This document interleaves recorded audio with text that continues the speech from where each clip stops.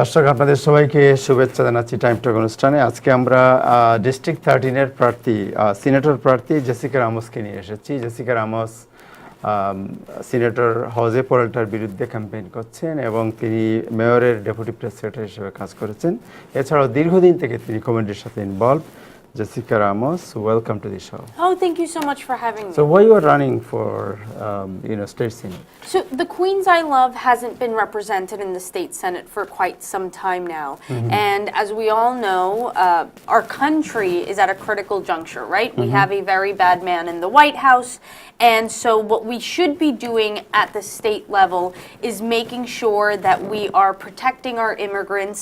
We are making up for budget cuts to our schools from the White House, making sure that we are providing affordable health care for everyone. And those are just a few examples. Right. But those things are never going to happen as long as the Republicans have the majority in the state Senate. And unfortunately, my state senator for the past 2 years has been empowering a Republican majority. And that just can't stand. I mean, we're a very diverse district, Right.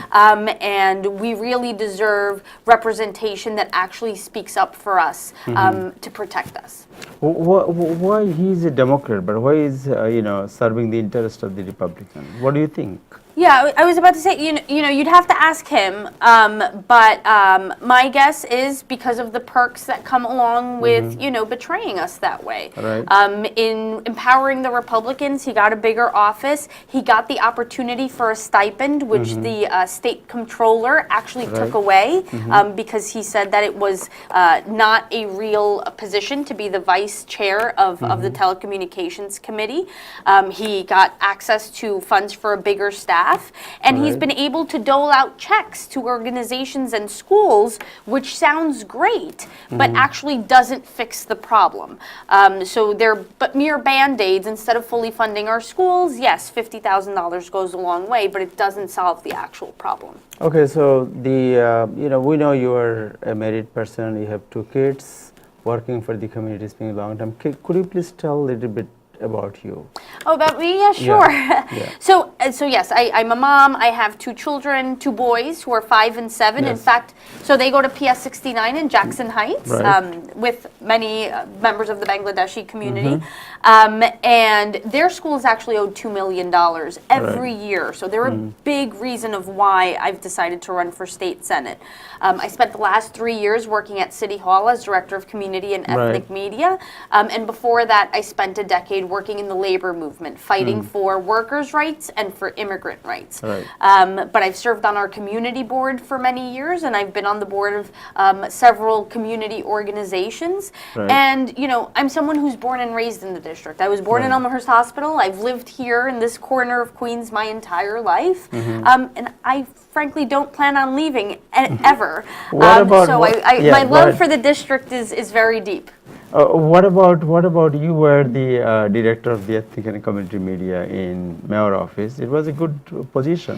It was a great position. I mean, Yes. I got to work with you. I got to work with, so many other people who are doing really good journalism Right. in the language that our immigrants speak, which is so critical, right? Is to make sure that government is connecting with Bangladeshi media, with Latino media, Right. with Russian media, with everybody Right. to make sure everybody understands the resources that are available to them. So that was very, very rewarding. I had a great job Yes, that I definitely. didn't want to leave.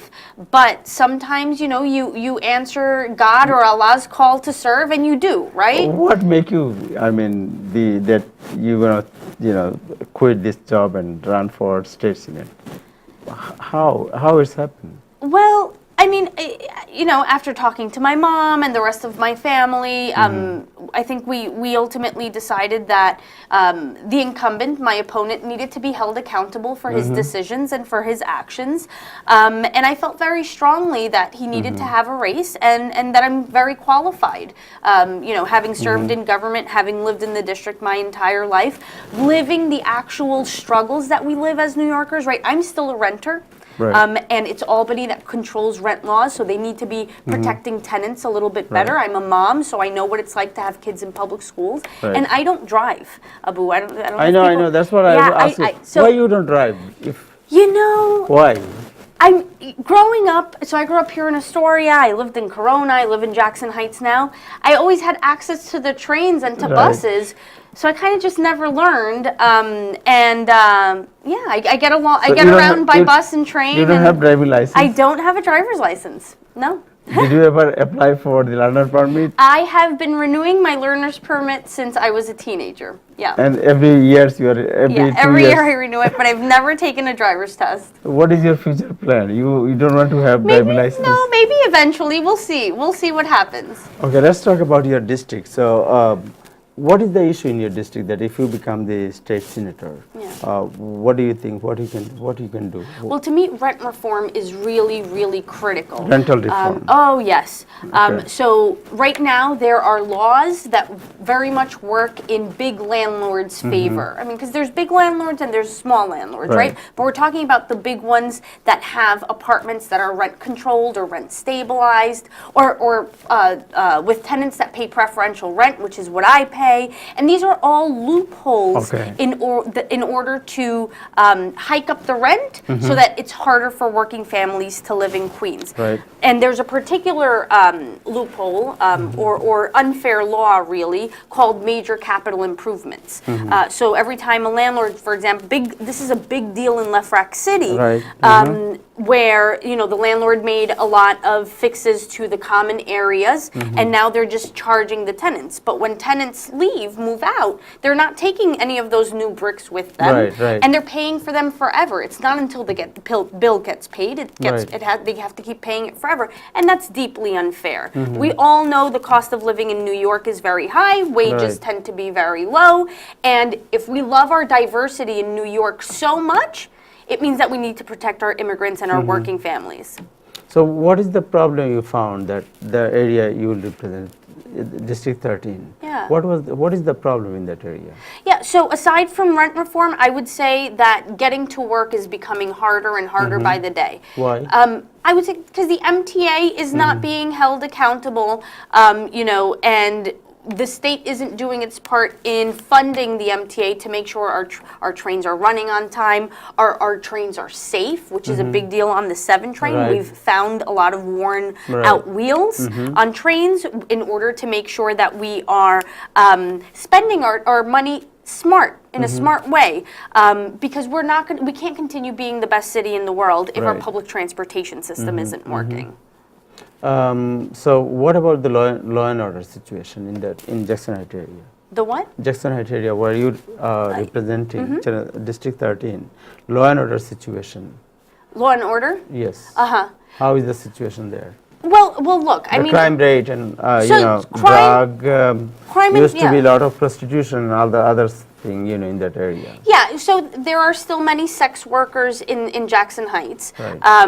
which is the right word to use, and the sex workers, I feel, there are 2 types. There Right. are people who choose that work because they have very little opportunity in other industries, and so Right. I feel that it's government's role to make sure that we're teaching them, other skills so Right. that they can find better work.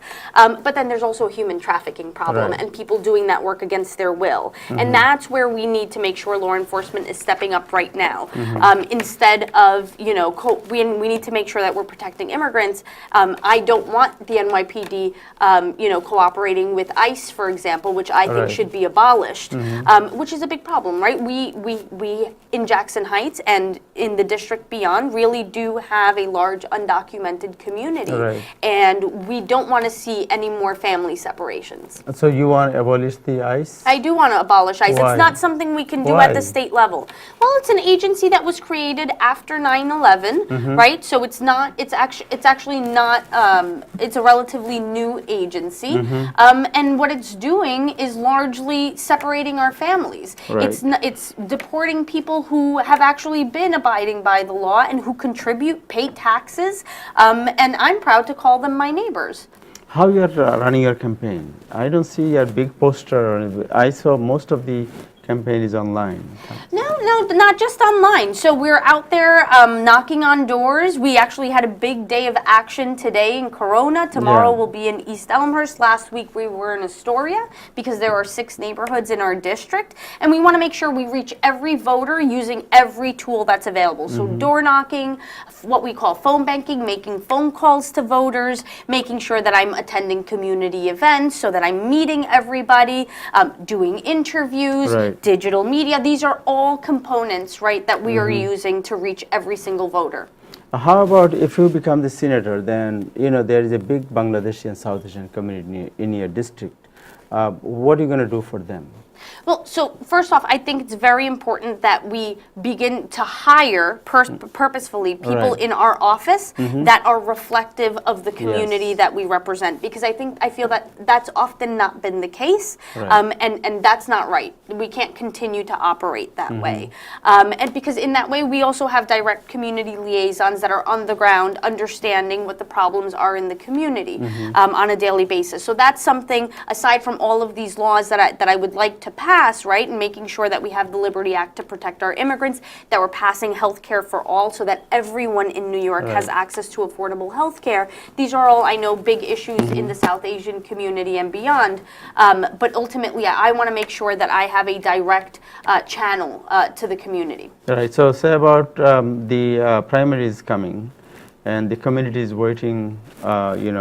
What is the appeal of the candidates? So if you have any appeal to Bangladeshi community? Yeah, sure. So I am Jessica Ramos. I'm running for New York State Senate in District 13, which is Astoria, Jackson Heights, Corona, East Elmhurst, parts of Woodside, and Elmhurst. And I would love to count on your vote. We're 18 days away from Election Day, believe it or not, which is Thursday, September 13th. It's different this year. We're used to voting on a Tuesday, but this year it's a Thursday. So we want to make sure every single voice is heard in our community. And I would love to count on your vote because I'm a real Democrat. I would never empower the Republican majority, especially not right now when we have so many members of our community under attack from the federal government. And I think it's important for New York to continue to be a leader in progressive legislation like affordable health care for everyone, or what we call single payer, and making sure that we pass the DREAM Act, and making sure that we are fully funding our schools because education is so important. It's the only really strong ladder into economic mobility. So these are things, these are my values as a family woman that I would like to use to represent you in the state Senate. How about what is your position in the halal food issue? The I support halal food halal issue. food. Yeah. There is a big controversy going on, and then the demand of Muslim community to start the halal food in New York City schools. So this is largely a city issue. Right. So I don't know where we are in terms of funding for it. But if the funds are there in order for us to provide halal food, I would be very supportive. I mean, I think our children should have access to the food that they need to be eating. Right. And then what about the public school in your constituent? Yes. How is the school situation? What kind of improvement you think? So we have very overcrowded schools in a big part of our district, especially in Jackson Heights and especially in Corona. Right.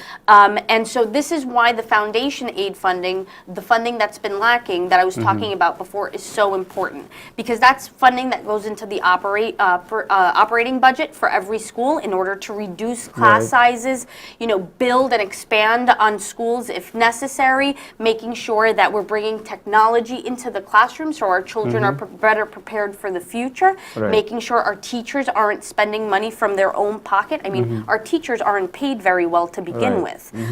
So for us to prioritize education in that way is very, very critical. Yeah. What about the Jackson Heights area, but and then in Jackson Heights, 74th Street, 73rd Street, most of them the Indian and Bangladeshi business, and the problem is the parking. I know.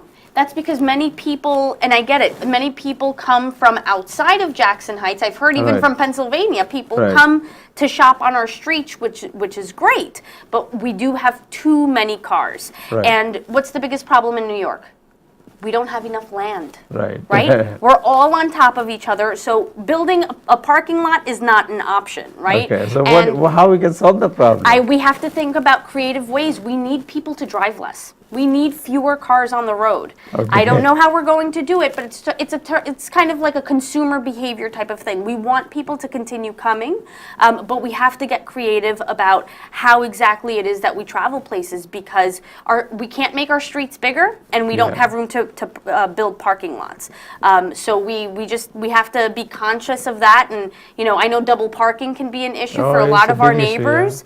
And there's just a lot of cars. Yeah, a lot of cars, and there is no parking. Even sometimes you have to move around like hours to get a parking. Yes. It's a big issue because it's a business district, and I think the people who are representing them, they have to think what is the alternate. So, do you have any thinking that how we can solve the problem, the traffic and the parking? Well, I mean, again, this is a city issue, not a state one, but I mean, maybe it's about taking a look at the way our streets are designed again, to make sure that we are, using every single inch of road space as it should. Okay. But ultimately, I do think that we need to figure out how to get cars off the road, and figure out exactly how it is that we're getting around. What about the Diversity Plaza? Diversity Plaza. Diversity Plaza is right across the street from my office. Yes. And then what kind of impact the Diversity Plaza create, and how we can keep this? I love Diversity Plaza. I'm a big fan, especially now that we have the new Diversity Plaza, and it's been renovated. I don't know if you've visited, but it's very beautiful.